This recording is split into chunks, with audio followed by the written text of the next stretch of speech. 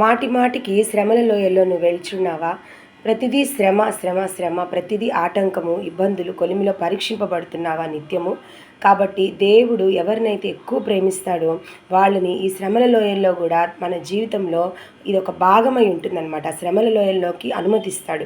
ఆ శ్రమల లోయల్లోకి మనం వెళ్ళినప్పుడు మనం తర్ఫీదు అవుతాము. దేవుని విశ్వాసం పెరుగుతుంది, నిరీక్షణ పెరుగుతుంది. మరి ఒక స్థాయి నుంచి ఇంకొక స్థాయికి మన విశ్వాస జీవితంలో మనము ముందుకు వెళ్తాము. అదేవిధంగా మనము కృప నుండి అధిక కృపలోకి వెళ్ళడము, దేవునితో ఎక్కువ కనెక్ట్ అయి ఉండడము, ఆ శ్రమ వచ్చినందువల్ల ప్రార్థనా శక్తి ఎక్కువగా పెరుగుతుంది, వాక్య పఠనం ఎక్కువ పెరుగుతుంది, పరిశుద్ధాత్మ శక్తితో మనం నింపబడతాము. మరి దేవునితో మరి చక్కని సత్సంబంధాలు కూడా మనం ఏర్పరచుకుంటాం అన్నమాట. కాబట్టి ఈ దేవుడు తనకి ఇష్టమైన తన బిడ్డను తప్పక గద్దించి శిక్షించి ఒక మంచి క్రమశిక్షణలో పెడతాడనమాట. మనం చూసినప్పుడు హెబ్రీలు రాసిన పత్రిక 12వ అధ్యాయం 8 నుంచి 10వ వచనము, తండ్రి శిక్షింపని కుమారుడెవడు? కుమారులైన వారందరూ శిక్షలో పాలు పొందుచున్నారు. మీరు పొందనెడలా దుర్బీజులే గాని కుమారులు కారు. మరియు శరీర సంబంధులైన తండ్రులు మనకు శిక్షకులై ఉండిరి, వారి యందు భయభక్తులు కలిగి ఉంటిమి. అట్లయితే ఆత్మలకు తండ్రి అయిన వారికి మరి ఎక్కువగా లోబడి బ్రతుకవలెను కదా. వారు కొన్ని దినములు మట్టుకు తమకు ఇష్టం వచ్చినట్లు మనల్ని శిక్షించిరి కానీ మనము తన పరిశుద్ధతలో పాలు పొందవలని మన మేలు కొరికి ఆయన శిక్షించుచున్నాడు. అదేవిధంగా మనం చూసినప్పుడు సామెతలు 13వ అధ్యాయము 24-18 వచనాలు, బెత్తము వాడని వాడు తన కుమారునికి విరోధి, కుమారుని ప్రేమించేవాడు వాడిని శిక్షించును. కాబట్టి ఇక్కడ దేవుడు ఎవరినైతే ఎక్కువ ప్రేమిస్తున్నాడో, ఎవరినైతే ఎక్కువ ఇష్టపడుతున్నాడో, తన బిడ్డలుగా ఏర్పరచుకున్నాడో, తన పరిశుద్ధతలోకి వాళ్ళని మార్చుకోవాలని, తన స్వారూప్యంలోకి మార్చుకోవాలని ఆశిస్తున్నారో వాళ్ళని తప్పక శ్రమల లోయలో ఆయన పోవడానికి అనుమతిస్తాడనమాట. ఆ శ్రమల లోయ గుండా వెళ్ళినప్పుడు మనలో విశ్వాసం యొక్క స్థాయి పెరుగుతుంది, నిరీక్షణ దేవునిందులు పెరుగుతుంది, నమ్మకం పెరుగుతుంది, పరిశుద్ధాత్మ శక్తితో నింపబడతాము, దేవునితో ఒక సత్సంబంధం కలిగి ఉంటాము.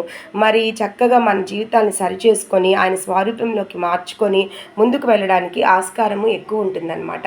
కాబట్టి నాకు శ్రమ వద్దు, నాకు శిక్ష వద్దు, నేను ఇలాగే ఉంటానంటే నువ్వు ఒక స్థాయి నుంచి ఇంకొక స్థాయికి ఆత్మీయ జీవితంలో వెళ్ళే అవకాశం నీకైతే దక్కదు. యోబు కూడా ఆయన శ్రమ పడిన తర్వాతనే కదా రెండింతల ఆశీర్వాదం ఆయన పొందుకున్నాడు.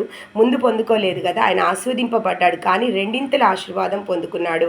కాబట్టి మనం కూడా ఇప్పుడు యోసేపును చూసుకున్నా కూడా యోసేపు కూడా శ్రమల్లోయలో వెళ్ళిన తర్వాతనే ఆయన ప్రధానమంత్రి అయ్యాడు. ఒక దేశానికి, ఒక రాజ్యానికే ఆయన అధిపతి అయ్యాడనమాట.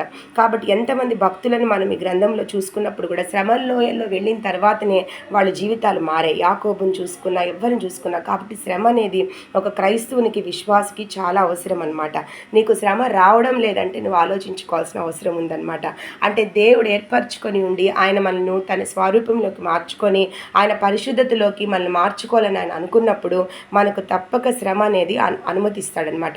ఆ శ్రమలో ఆయన స్వారూప్యంలోకి మార్చుకొని ఆయన పరిశుద్ధతలో మనల్ని పూర్తిగా నింపుకొని ఆయన పరిపూర్ణతలోకి మనం మార్చుకుంటాడనమాట. కాబట్టి ఆ విధంగా మనల్ని ఒక పరిపక్వమైన స్థితిలోకి ఆత్మీయ విషయాల్లో తీసుకొని వస్తాడు. కాబట్టి ఒక స్థాయి నుంచి ఇంకో స్థాయికి విశ్వాస జీవితంలో మనం ముందుకు వెళ్ళడానికి మనకు అవకాశాలు కల్పిస్తాడనమాట. కాబట్టి ఈ శ్రమ అనేది మనకు చాలా అవసరము. కాబట్టి దేవుడు ఎవరినైతే ఎక్కువగా ప్రేమిస్తున్నాడో, ఆయన ప్రీతిగా ఎంచుకుంటున్నాడో ఆ బిడ్డలకి ఆయన శ్రమను అనుమతిస్తాడు. దాని ద్వారా మనం ఒక స్థాయి నుంచి ఇంకొక స్థాయికి కృప వెంబడి కృపలోకి వెళ్ళే అవకాశం ఉంటుంది. విశ్వాస జీవితంలో బలపరచబడి దేవునితో అంటుకట్టబడి వర్ధిల్లే స్థితి ఉంటుంది. కాబట్టి శ్రమ అనేది మన జీవితానికి చాలా అవసరము. దేవుని యొక్క శిక్ష, గద్దింపు అనేది కూడా మనకు చాలా అవసరం అన్నమాట.